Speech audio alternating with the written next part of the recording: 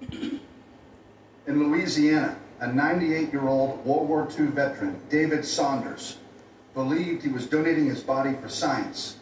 Instead, he was shipped to a Portland hotel where ticket holders paid to watch a live autopsy. Strangers poked and prodded his body like a live game of operation. Members, imagine your family members in this type of situation turn into a public spectacle. His sacrifice and body dishonored in front of a paying crowd. Sounds just unimaginable and unthinkable, but it happened and it continues to happen.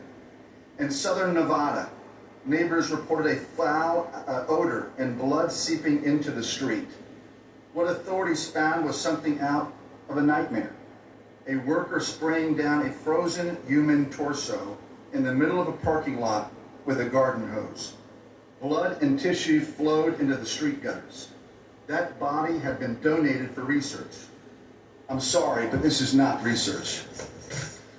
In Phoenix, Arizona, the FBI raided a body donation center in 2014.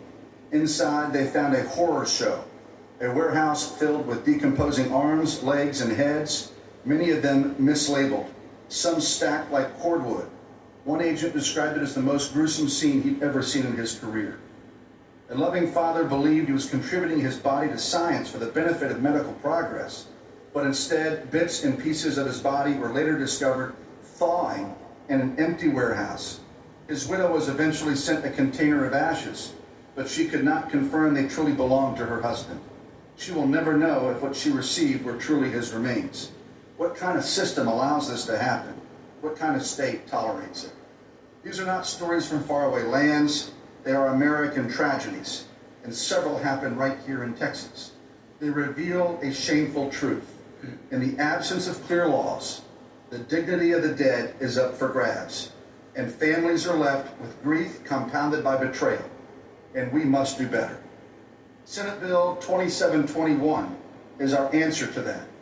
This bill establishes mandatory licensing for NATO's willed body programs and human body acquisition services. It institutes inspections. It demands transparency and accountability.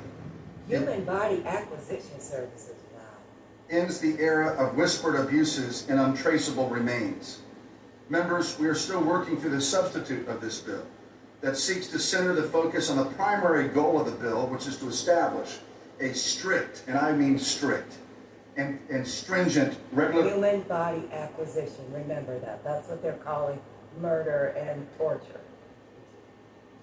Wow, we're just human body.